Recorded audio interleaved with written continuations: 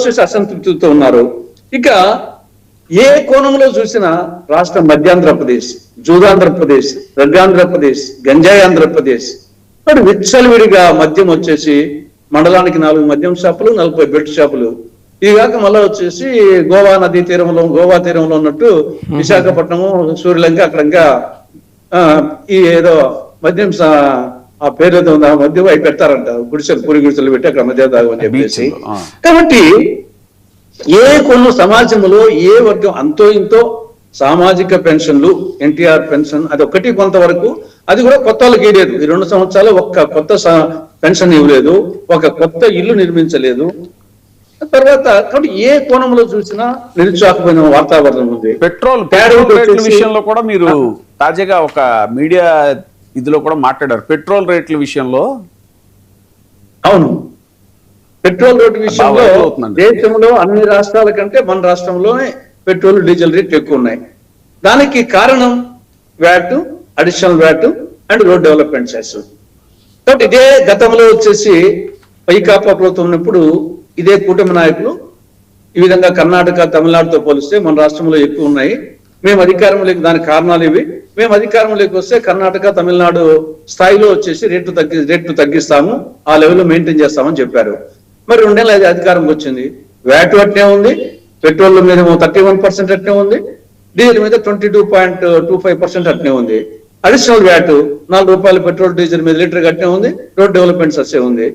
కాబట్టి ఇది అంటే మాట తప్పడము, మడమ తిప్పడము అనేది అది ఒక ఫ్యాషన్ గా సూపర్ 6 నే ఇంప్లిమెంట్ చేయనప్పుడు ప్రధానమైన కారణం అధికారానికి వచ్చడానికి సూపర్ 6 ఒకటి ప్రధానమైంది. దాన్నే పూర్తిగా 2 ఏళ్ల తర్వాత కూడా ఇంప్లిమెంట్ చేయకున్నప్పుడు నేచురల్ గా ప్రజల్లో వచ్చేసి నిరుత్సాహం ఉంది, అసంతృప్తి ఉంది, వాళ్ళ క్యాడర్లో కూడా అసంతృప్తి ఉంది. ఎందుకంటే ప్రజల్లో బట్టే కదా, ప్రజల్లో వచ్చేసి ఉన్నటువంటి అసంతృప్తి నేచురల్ గా వాళ్ళ క్యాడర్లోనూ వాళ్ళ నాయకుల్లోనూ ఉంటుంది. తర్వాత ఆ 3 పార్టీల మధ్య సమన్వయం కూడా పైకి ఏదో ఉన్నట్టు నటన చూపిస్తున్నారు తప్ప అది ఫెవికాల్ బంధంగా లేదు, చాలా లూజ్ కాంటాక్ట్ గా ఉంది, ఎప్పుడు ఏమైతుందో అనే విధంగా ఉంది. కాబట్టి పైన ఆ విధంగా ఉంది కాబట్టి కింది స్థాయిలో ఏ మాత్రం వచ్చేసి ఆ 3 పార్టీల మధ్య సమన్వయం లేదు. తులసిరెడ్డి గారు, ఈ డిఎస్సి వివాదాన్ని ఎలా చూస్తారు? డిఎస్సి వివాదం దాన్ని ఎలా చూస్తారు? మరి డిఎస్సి వ్యవహారం నేను మరి పూర్తిగా వాళ్ళు వచ్చేసి అధికారులు చెప్తున్నారు వర్టికల్, హారిజంటల్ అని చెప్పేసి. మరి ఏమైనా స్పెసిఫిక్ కేసు అంటే ఇది అంత కాంప్లికేటెడ్ ఇష్యూ, అదిగా అర్థం చేసుకోవాలంటే కొంత వర్టికల్ రిజర్వేషన్స్, మళ్ళా హారిజంటల్ రిజర్వేషన్స్, దీంట్లో కొద్ది తరోగా చేసి మరి స్పెసిఫిక్ కేసు ఏదన్నా ఉంటే కన్నా దాన్ని కోర్టుకు పోయి తెలుసుకోవాల్సిందే. అందులో సంవత్సరం అయిపోయింది కాబట్టి ఒక సామాజిక వర్గానికి సంబంధించిన వాళ్ళే స్పోర్ట్స్ కోటాలో ఉన్నారనేది కూడా వాళ్ళ పేపర్ లో వచ్చింది. అవునండి, ఈ స్పోర్ట్స్ కోటాలో కూడా చాలా అవకతవకలు జరిగాయని. అదే ఈ స్పోర్ట్స్ కోటా 3 వికలాంగులు, తర్వాత ఈ యొక్క ఎన్సిసి ఇటది.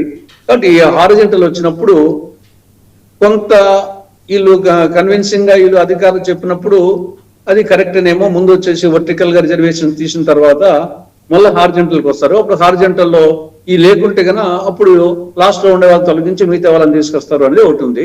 స్పోర్ట్స్ కోటాలో కొంతవరకు వచ్చేసి జీవోలు ముందు ఒక జీవో ప్రకారం చేశారు, మళ్ళీ ఒక జీవో ప్రకారం చేశారు అనేది వస్తా ఉంది. మరి